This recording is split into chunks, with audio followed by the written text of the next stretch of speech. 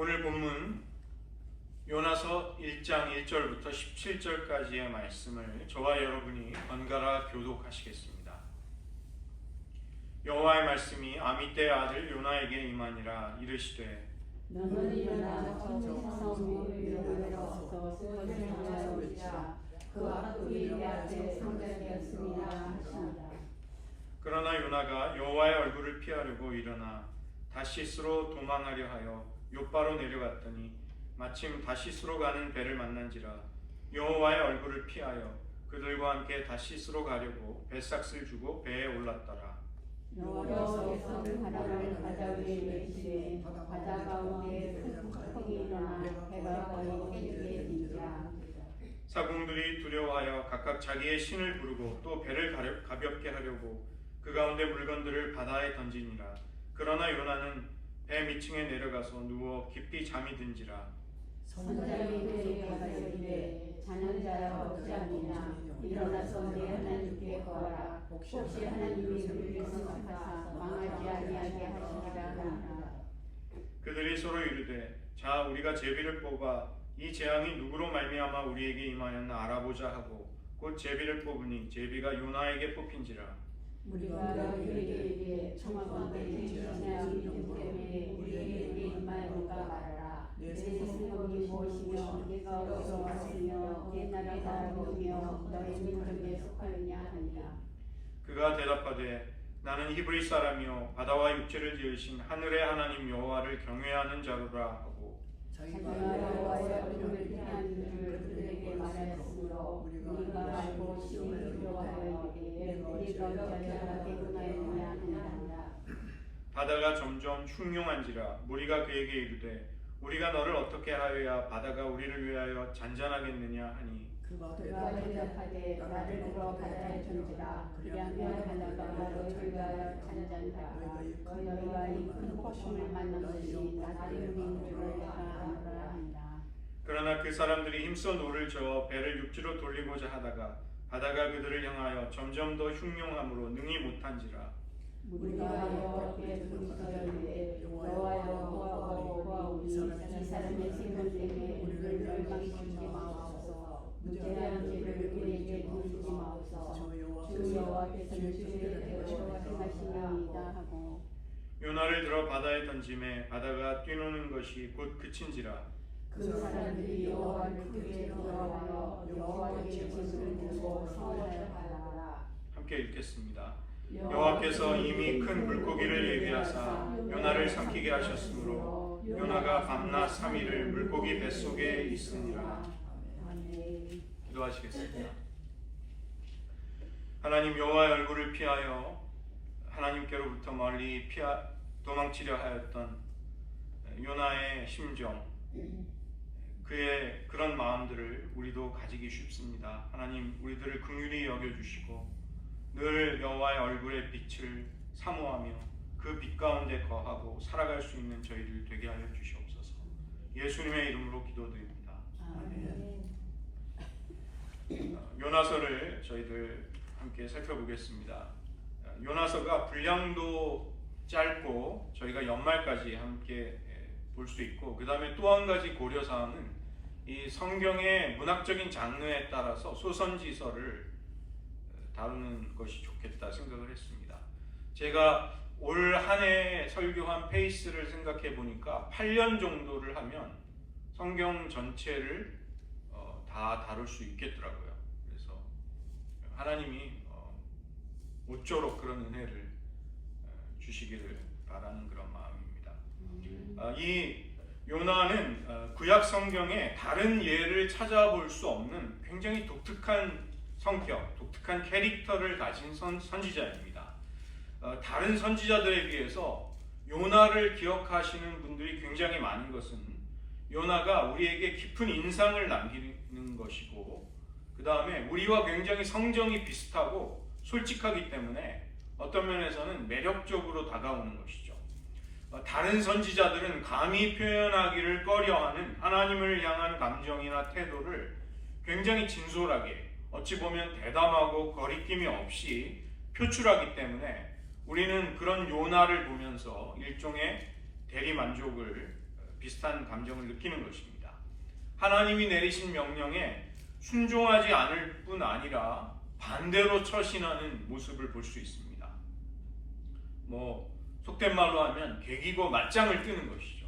더구나 그것이 감히 인간이 아닌 하나님께 그렇게 하는 것입니다. 이것은 상당히 교만하고 불경스러운 것이지만 사실은 우리의 내면 깊숙이 숨겨져 있고 눈치를 보면서 감히 드러내기 어려운 정서를 밖으로 표출하는 요나를 볼 때 우리는 이렇게 남다르게 느껴지는 것이죠. 열왕기하 14장 25절은 아미떼의 아들 요나를 여로보암 2세 때 활동한 선지자라 이렇게 소개합니다.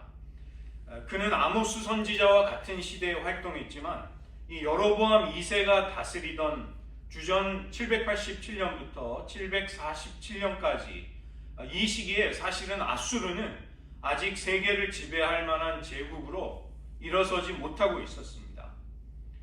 그 때문에 그 수도 아수르의 수도가 되는 니느웨에 관해서 이스라엘 사람들은 사실은 거의 모르고 있었던 것이죠. 이 하나님의 백성들에게 니느웨가 악의 대명사가 되었던 것은 잔인하기로 악명을 떨쳤던 아수르가 팽창 정책을 펼치면서 이스라엘을 침략하는 끔찍한 일을 겪은 다음에 그런 인상이 생긴 것입니다. 바로 그 아수르에게 주전 722년 북왕국 이스라엘은 멸망을 당하게 됩니다. 남왕국 유다도 주전 701년에 이 아수르에 의해서 거의 멸망 직전까지 가게 되죠. 그것이 열왕기하 18장에 나오는 사건입니다. 주전 8세기 말부터 하나님의 백성들의 존재와 신앙을 위협했던 이 아수르 원수의 나라의 수도인 니느웨로 가서 그들을 구원할 수도 있는 심판의 메시지를 전하라. 이것이 요나에게 내려진 하나님의 명령이었습니다. 요나는 이 명령을 수행하지 않기 위해 바다를 건너 달아나는데 그가 니느웨 사람들을 무서워했기 때문이 아니라 그들에게 회개와 구원의 기회가 주어지는 것을 원치 않았기 때문입니다.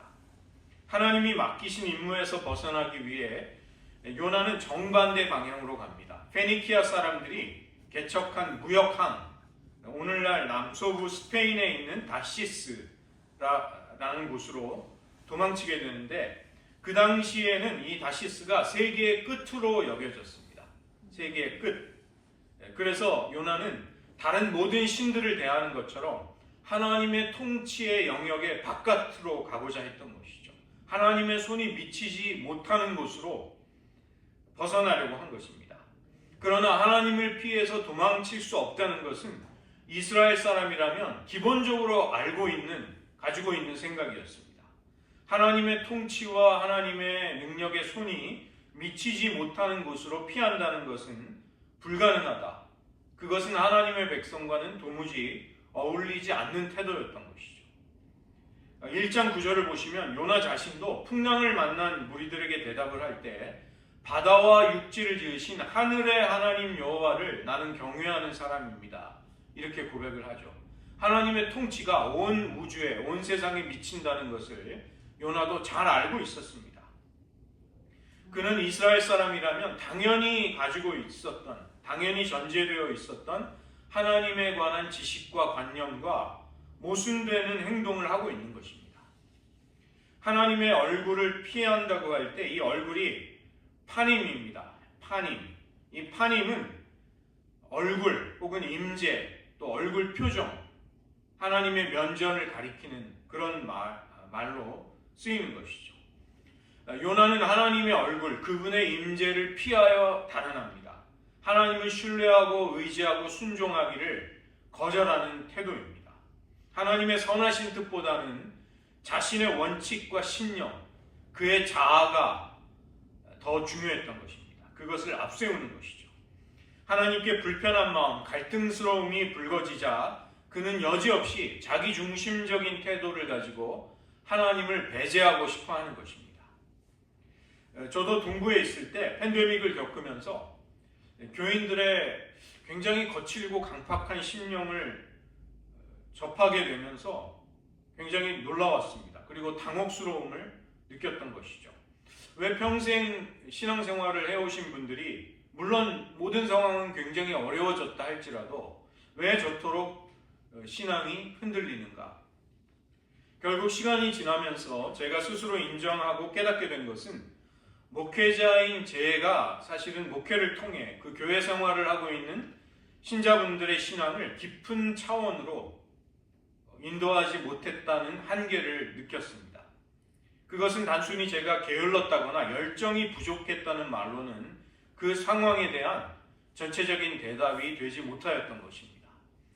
제 자신이 하나님을 깊이 있게 알아가고 그분의 은혜 가운데 살아가는 데 있어서 여전히 연약한 사람이었던 것이죠. 제가 가보지 못한 길을 당연히 제시하거나 알려주지 못했던 것입니다.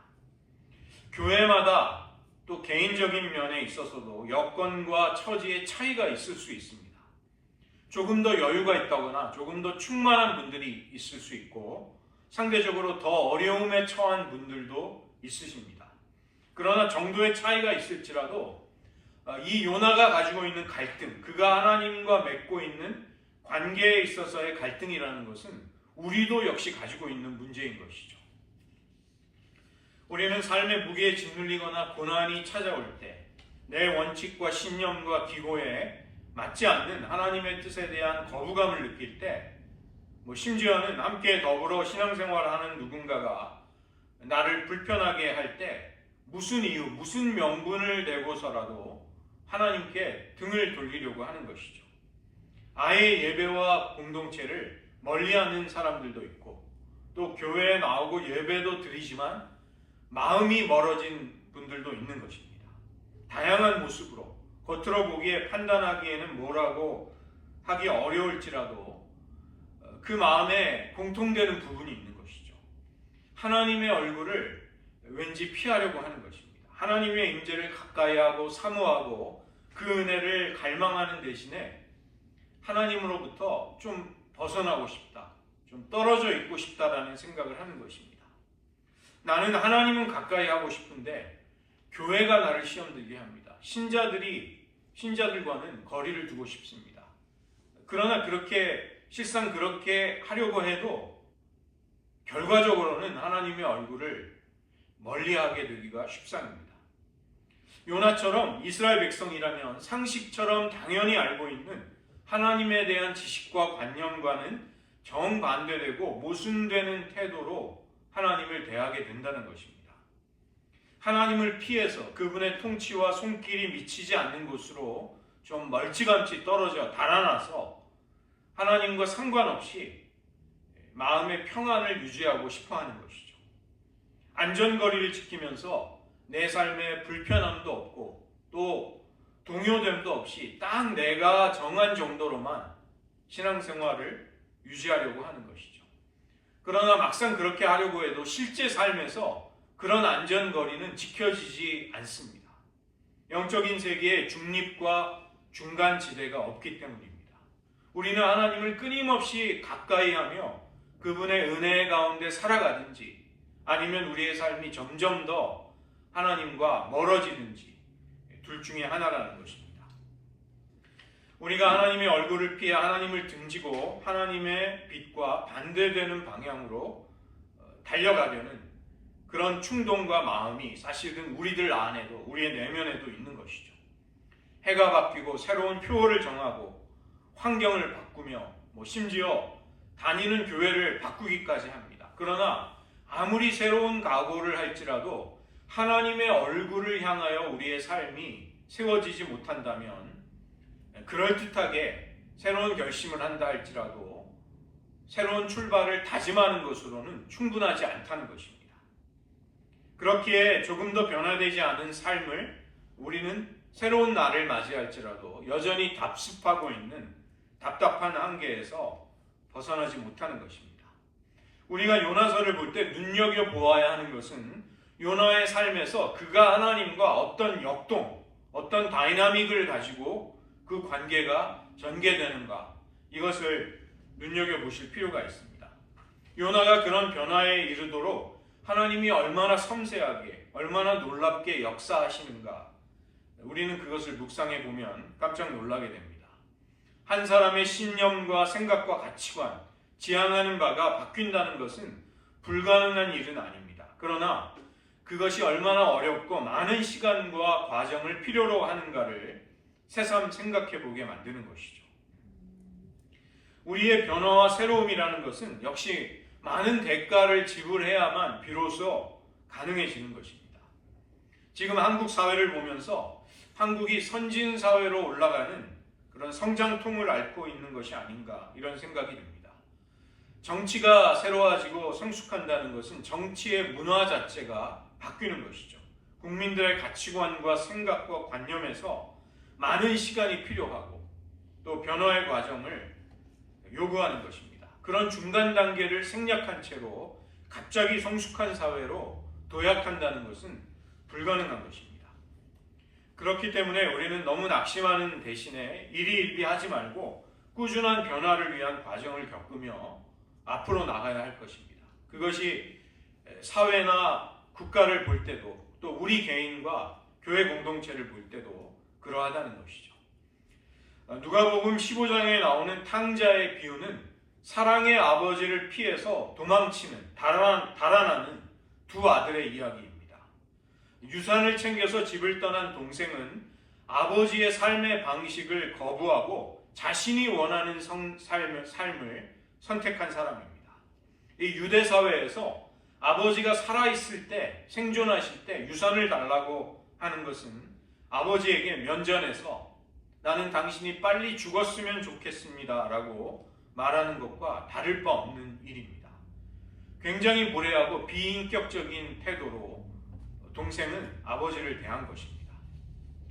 둘째 아들은 아버지의 통제에서 벗어나 허랑방탕하게 자신이 원하는 나름대로의 인생관을 가지고 행동하며 살아갑니다. 그 반면에 큰아들, 즉 탕자의 형은 집에 머물면서 아버지에게 철저히 순종하는 것처럼 보입니다. 그러나 아버지가 남은 재산을 가지고 자신이 동의할 수 없는 일을 하시자 그는 바로 분노를 터뜨립니다. 큰아들이 순종한 것은 아버지를 사랑해서라기보다 아버지가 원하는 것을 함으로써 아버지를 나름 통제하고자 하는 것이죠. 자신의 몫을, 자신의 유산을 안전하게 받고자 하는 것입니다. 동생은 불순종을 통해서, 큰아들은 적어도 겉보기에 순종적인 태도를 통해, 그러나 실상은 둘 다 아버지로부터 벗어나려고 했던 것이죠. 즉, 두 아들 모두 아버지를 사랑하는 아들들은 아니었다는 것입니다. 요나를 보면 처음에 그는 탕자의 비유 속 동생과 같이 행동을 하다가 나중에는 형처럼 행동하는 모습을 볼 수 있습니다. 요나서 1장과 2장에서 요나는 비유 속의 동생처럼 아버지를 떠나 방황하다가 회개하고 하나님께로 돌아옵니다. 그러나 3장과 4장으로 가게 되면 그는 돌아온 동생을 극진히 맞이하며 사랑하는 아버지를 못마땅하게 여기며 판단하는 형과 같이 그렇게 구는 것이죠. 4장 2절을 보시면 니느웨가 회개하는 것을 보게 된 요나는 분노하며 화를 터뜨립니다. 내가 이럴 줄 알고 다시스로 도망가지 않았습니까? 이스라엘을 파멸시키려고 하는 저 악한 나라, 저 국민들이 망해서 죽는 것이 마땅하지 않겠습니까? 왜 저들에게 언약 백성에게 내리시는 하나님의 인애와 자비를 베푸십니까? 그것은 말할 수 없이 부당하고 불공평한 일이 아닙니까? 왜 아버지의 재산을 창기와 함께 먹어버린 저런 아들을 극진히 대해주시고 환대하며 송아지를 잡아 잔치를 베풀어 주십니까? 나는 여러 해 동안 아버지를 섬기며 명령을 어긴 적도 없지만 그런 저에게 염소 새끼라도 주어서 내 벗들과 함께 즐기도록 하신 적이 없지 않으십니까? 우리는 비유 속의 둘째 아들처럼 방탕한 모습으로 하나님으로부터 도망치려고 할 수 있습니다. 그런가 하면 비유 속의 형처럼 교회도 열심히 출석하고 예배도 잘 나오지만 또 겉으로 보기에 성실한 신자로 살아가는 것 같지만 실제로는 하나님의 얼굴을 피해 달아나는 삶을 살 수도 있는 것입니다. 사도 바울은 로마서 3장 10절부터 12절에서 이렇게 말씀합니다. 그가 이 말씀을 할 때 그는 우상을 숭배하는 부도덕한 이방인들과 율법을 지키면서 하나님의 의를 인간적으로 대신하려고 했던 유대인들 모두를 깊이 관찰하고 난 다음에 그가 내린 결론을 이야기하는 것입니다. 제가 새 번역으로 된 번역을 읽어드리겠습니다. 의인은 없다. 한 사람도 없다. 깨닫는 사람도 없고 하나님을 찾는 사람도 없다. 모두가 곁길로 빠져서 쓸모가 없게 되었다. 선한 일을 하는 사람은 없다. 한 사람도 없다. 우리가 우리의 신앙생활의 초점을 어디에 두어야 할까요? 우리가 이 요나의 첫 장면을 볼 때 하나님의 얼굴을 찾는 자로 살아가는데 우리 신앙의 중요한 초점을 잡아야 하는 것입니다. 그러한 삶이 어떻게 가능한가? 바로 우리의 예수님을 바라보는 것으로 가능한 것이죠. 고린도후서 4장 6절 어두운 데 빛이라 말씀하시던 그 하나님께서 예수 그리스도의 얼굴에 있는 하나님의 영광을 아는 빛을 우리 마음에 비추셨느니라. 우리가 히브리서 3장 1절과 12장 2절을 올해 주제 구절로 정한 것도 같은 이유인 것입니다. 우리가 믿는 도리의 사도시며 영원한 대제사장이신 예수님을 깊이 생각해 보는 것, 믿음의 주요 또 온전케 하시는 이인 예수님을 바라보는 것, 그것은 그 주님을 바라봄으로써 우리가 하나님의 얼굴을 구하는 자로 끊임없이 살아가고자 하는 것이죠. 요한복음 14장을 보면 빌립이 예수님에게 찾아와 아버지를 우리에게 보여주소서 그리하면 족하겠나이다. 빌립의 이 요구에 대해서 예수님은 대답하십니다. 빌립아, 내가 이렇게 오래 너희와 함께 있으되 내가 나를 알지 못하느냐? 나를 본 자는 아버지를 보았거늘 어찌하여 아버지를 보이라 하느냐? 우리가 예수님을 주목할 때 우리는 하나님 아버지를 보게 되며 그분을 만나게 되는 것입니다. 지금 우리가 맞이하고 있는 대강절, 이 대림절은 교회 캘린더가 시작이 되는 절기인 것이죠. 이 땅에 우리를 구원하시기 위해 오신 아기 예수님의 탄생을 앙망하는 것으로부터, 바라보는 것으로부터 다시 시작이 되는 한 해를 출발하며 준비하게 되는 것입니다. 우리의 마음이 강팍해지고 교만해지고 또 탈진이 오고 침체가 올 때 우리는 주님을 바라보아야만 하겠습니다. 우리의 마음이 평안하고 기쁠 때도 변함없이 우리는 주님을 바라보는 것으로 하나님의 얼굴을 추구할 수 있는 것입니다.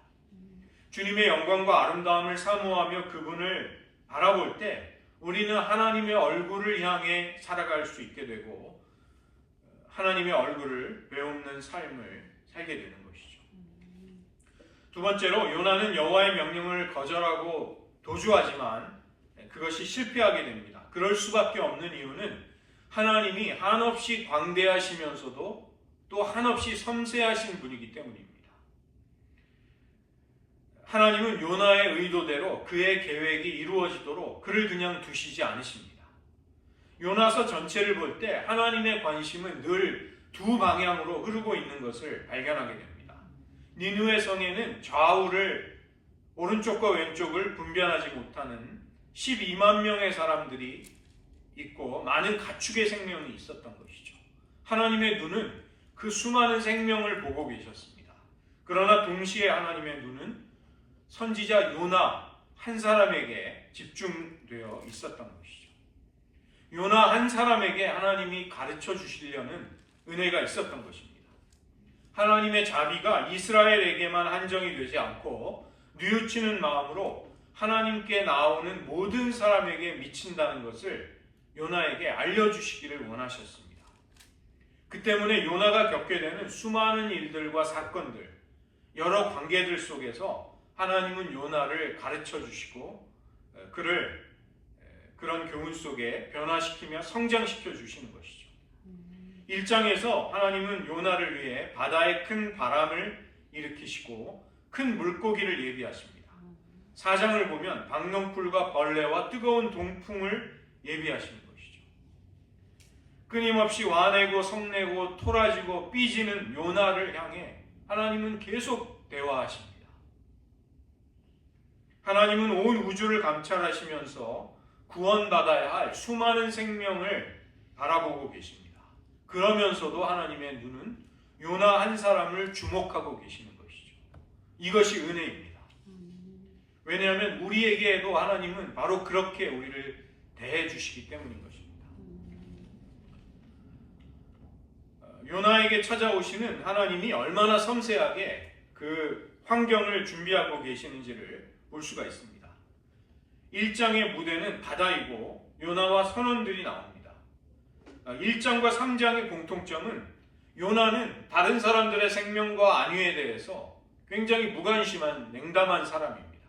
그런데 이방인들은, 선원들과 니느웨 성의 사람들은 도리어 여호와 하나님께 긍정적으로 반응하고 응답하는 사람들로 등장하는 것이죠.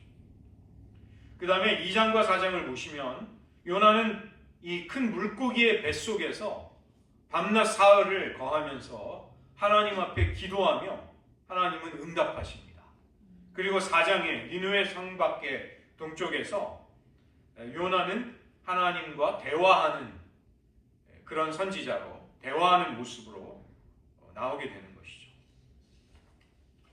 요나 한 사람을 위해서 하나님이 예비하시고 안배하신 수많은 환경과 조건들, 연극으로 치자면 무대 장치의 섬세함을 우리는 볼 수 있는 것이죠.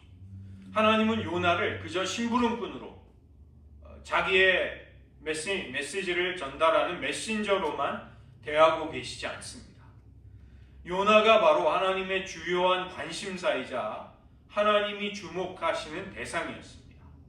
이것은 우리들 한 사람 한 사람이 하나님 보시기에도 바로 그렇다는 것입니다. 제가 목사로 사역하면서 제 자신에게도 또 제 아내도 저에게 그런 이야기를 합니다. 당신 한 사람 때문에 교인들 여럿이 고생하네요. 물론 저를 통해 하나님이 선한 일도 하셨습니다.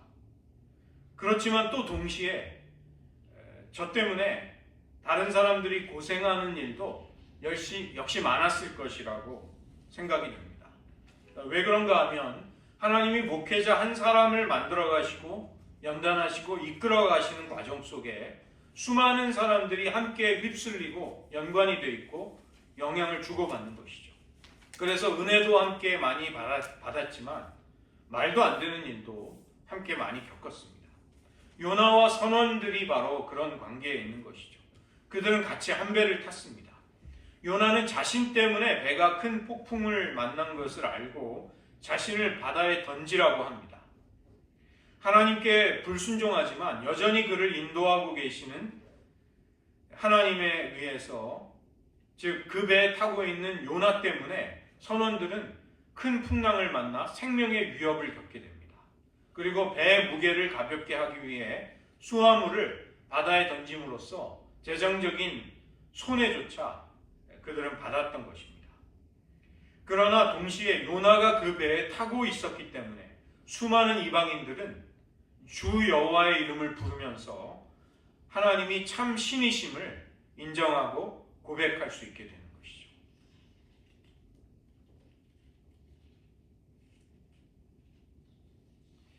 세 번째로 물고기 뱃속의 요나를 볼 때 우리는 그것이 요나 한 사람의 인생의 체험이 아니라 수많은 사람들이 겪고 있는 바를 상징하는 모습임을 깨닫게 됩니다. 요나는 그냥 한 사람의 선지자로서가 아니라 사실은 하나님을 향해서 오해도 하고 하나님의 얼굴을 피해 도망도 치려고 하고 많은 실수와 허물과 약점을 가지고 있는 하나님 백성 전체의 대표자이기도 한 것입니다. 요나 속에서 우리의 모습이 언뜻 보이는 것은, 그럴 수밖에 없는 것은 요나가 우리들을 사실은 상징하기 때문에 그런 것이죠. 고난을 당하는 욥의 모습 속에 우리 자신을 성찰할 수 있는 이유는 욥이 어떤 의미에서 우리를 대표하고 있기 때문입니다. 하나님은 요나에게 하신 것처럼 우리를 때로는 깊은 절망, 죽음의 문턱에까지 떨어뜨리기도 하십니다. 단지 우리를 괴롭게 하시려는 것이 아니라 그런 과정 속에서 편견의 감옥과 스스로 좁은 마음에 갇혀있는 우리를 건져주시기 위함입니다. 온 누리를 감싸고 계시는 하나님의 사랑을 깨닫고 그것을 확신 속에 증언할 수 있는 사람들로 우리를 만드시려고 하는 것이죠. 우리의 마음이 확장이 되고 넓어지게 될 때 우리는 하나님의 하나님 되심을 받아들일 수 있게 됩니다. 우리는 좁아 터진 마음에 복을 담을 수 없다는 것을 경험으로 잘 알고 있죠. 마음이 넓다는 것은 너그럽고 여유롭게 긍정적이고 수용적인 태도를 가지고 모든 일들과 관계에 임하는 것입니다. 그래서 그 결과 너그러운 마음을 가진 사람의 삶은 그 삶 전체가 복된 방향으로 가게 되는 것입니다. 예수님은 십자가의 죽음과 부활을 말씀하실 때 요나가 물고기 뱃속에서 밤낮 사흘을 있었던 것을 그것에 비유하십니다. 즉 예수님도 요나를 통해서 자신의 삶을 비추어 보셨던 것입니다. 이 히브리어에서 이 고통을 나타내는 말 중에 메짜르라는 말이 있습니다. 이 말의 뜻은 좁은 곳이라는 뜻입니다. 시편 118편 5절에 내가 고통 중에 여호와께 부르짖었더니 여호와께서 응답하시고 나를 넓은 곳에 세우셨도다. 이제 좁은 곳이라고 고통이라고 번역이 된 그 히브리어가 메짜르는 좁은 곳입니다.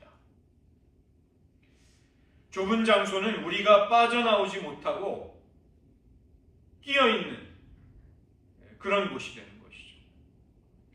그러나 하나님이 우리를 구원하시게 될 때 그 좁은 곳에서 우리를 넓은 곳으로 메르합으로 이끌어내십니다. 그것은 곧 우리에게 평안과 구원이 은혜가 오게 됨을 말하는 것이죠. 시편 119편 32절에서 시편 기자는 하나님이 우리의 마음을 넓히시면 계명의 길로 달려갈 수 있다고 고백을 합니다. 그냥 하나님의 길을 갈 수 있는 사람은 없는 것입니다. 우리 자신이 무언가에 걸려있고 묶여있는 사람은 하나님의 계명의 길을 달려가고 싶어도 그렇게 하지 못하게 되는 것이죠. 그러나 은혜를 통해 넓어진 마음을 소유한 사람, 모든 것을 넉넉히 품을 수 있게 되는 것입니다. 고린도전서 13장 7절에서 사랑은 모든 것을 참으며 모든 것을 믿으며 모든 것을 바라며 모든 것을 견디느니라. 그래서 사랑은 당연히 한없이 넓은 마음인 것이죠. 그러지 않고서는 모든 것을 품는다는 것이 불가능하기 때문입니다.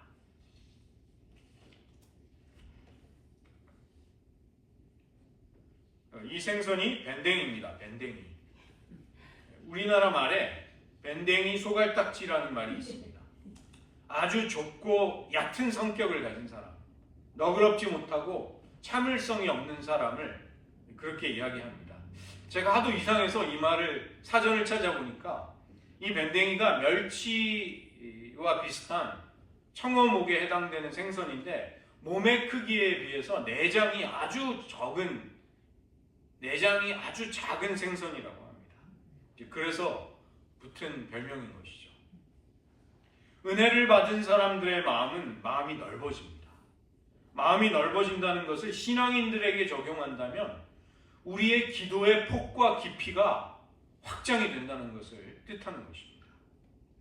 기도가 넓어진 사람은 마음과 심령의 그릇도 넓힐 수가 있습니다. 그게 무엇인가에 대해서는 다음 주일에 요나서 2장을 통해서 물고기 뱃속에서 드리는 요나의 기도를 통해 자세히 살펴보기로 하고, 그러나 오늘은 개념만 말씀드리겠습니다. 기도에 세 축이 있습니다.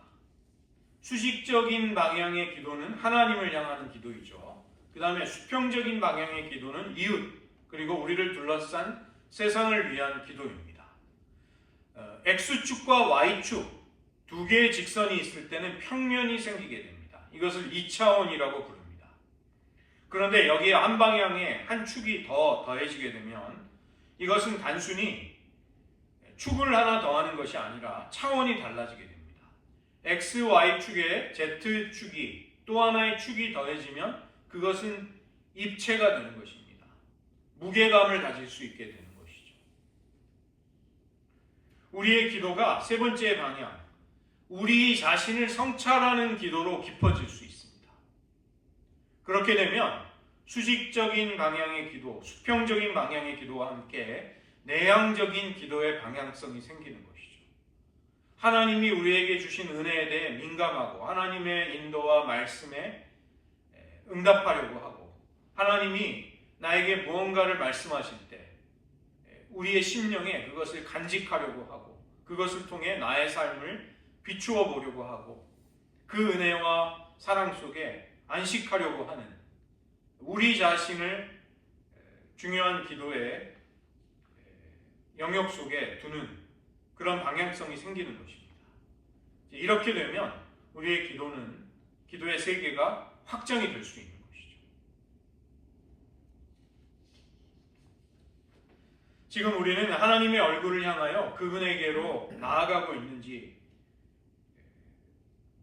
말씀 가운데 살펴보시기 바랍니다. 우리는 요나와 같이 마음에 들지 않는 부담과 갈등이 생기면 여지없이 뒤도 돌아보지 않고 하나님의 얼굴을 피하여 도망치며 살고 있지는 않습니까? 요나는 탕자의 비유에 나오는 동생과 같이 처음에는 하나님을 떠나 자기의 뜻, 자기 마음에 옳다고 여기는 바를 쫓기 위해서 하나님의 얼굴을 피한 사람이었습니다. 그러나 광대하시면서도 섬세하신 하나님의 손길을 피하지 못하고 그는 회개하고 하나님에게로 돌아오게 되는 것이죠. 그러나 니느웨 백성이 회개하며 생명을 얻는 것을 보자 왜 우리를 죽이려는 악한 저들을 구원하시느냐고 하나님께 거칠게 항의하고 화를 냅니다. 마치 탕자 속의 큰아들이 동생을 사랑으로 환대해 주시는 아버지를 못마땅해 하는 것과 똑같은 심정이 되는 것이죠. 요나는 자신의 의로움을 하나님의 선하심보다 앞세우면서 역시 하나님의 얼굴을 피하는 쪽으로 가는 것입니다. 하나님은 요나에게 하나님의 인애와 사랑이 이스라엘만이 아니라 모든 나라와 민족을 향해, 열방을 향해 얼마나 크고 활짝 열려 있는지를 깨닫게 하시는 것이죠. 즉 요나를 자신의 좁은 마음과 편견, 그 한계 속에서 끌어내셔서 그를 넓은 곳으로 인도하시는 것입니다. 이런 요나를 이끄시는 은혜가 우리에게도 있으시기를 축원드리고, 우리는 그런 하나님의 얼굴을 사모하며 힘써 구하는 삶이 되시기를 축원드립니다. 말씀을 의지하면서 저희들 한 가지 기도하는 시간 가지겠습니다. 우리에게 넓은 마음과 보다 큰 사랑, 하나님의 성품을 보다 더 닮아가는 자녀로 만드시기 위해서 하나님은 때로 우리의 계획을 좌절시키기도 하시는 분이십니다. 우리에게 어려움과 고난이 있다면 그것을 통해 무언가를 가르치시기를 원하는 하나님의 계획에까지 이룰 수 있기를 우리는 기도해야 하겠습니다.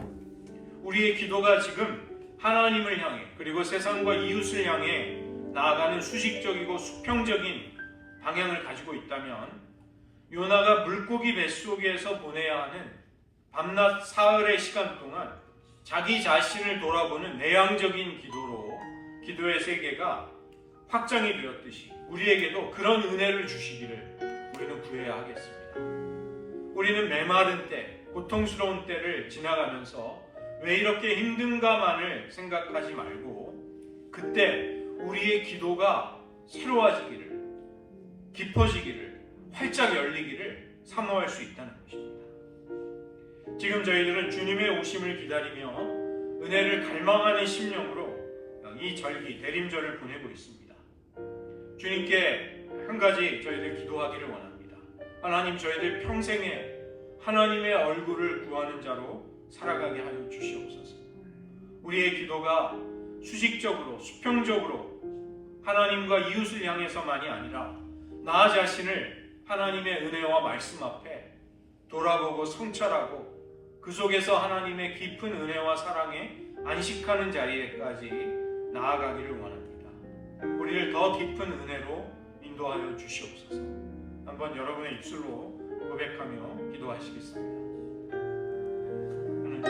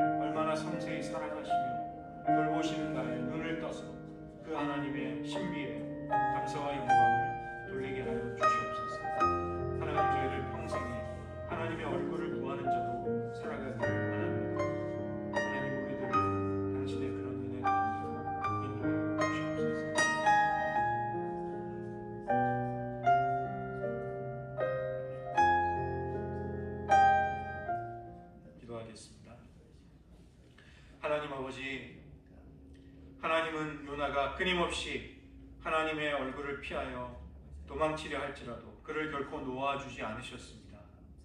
하나님, 우리들 탕자의 비유 속 동생과 같이 하나님의 은혜와 사랑을 저버린 채 내 아집과 내 욕망대로 내 뜻대로 살기 위해 하나님을 떠나려 한 적이 얼마나 많았는지요. 또 큰형과 같이, 큰아들과 같이 우리들의 마음이 강팍하여 종교적이고 경건한 모습을 하고는 있지만 하나님의 사랑과 은혜와 하나님의 너그러우심에 불편해하며 못마땅해하며 거북한 마음을 품었던 우리들의 삶이 얼마나 또 많았던지요. 하나님, 우리들을 불쌍히 여겨주셔서 우리들을 좁은 한계와 편견과 아집에 사로잡혀 있지 않도록 은혜 베풀어 주시옵소서. 우리를 좁은 데서, 고통에서 끌어내셔서 넓은 곳으로 인도하시는 하나님의 은혜를 맛보게 하여 주시옵소서. 하나님, 우리의 마음을 넓혀 주시옵소서. 그로 인해 주의 계명의 길을 힘써 달려갈 수 있는 그런 자들로 우리들을 변화시켜 주시옵소서. 하나님, 온 세상을 통치하시면서도 나 한 사람의 변화와 성장과 새로움을 위해 우리들을 주목하며 우리들을 섬세한 그 손길로 이끌고 계시는 하나님을 깨달을 때 저희들 그런 하나님께 감사와 영광을 돌리게 하시고 우리들이 보다 하나님의 마음과 하나님의 차원을 깨달음으로 인해서 하나님의 사랑과 하나님의 인애와 자비가 흘러가는데 우리들의 관심이 미치게 도와주시고 또 우리들의 봉사와 섬김도 그런 하나님의 마음을 따라 넓어지게 하여 주시옵소서. 모든 말씀 예수님의 이름으로 기도드립니다. 아멘.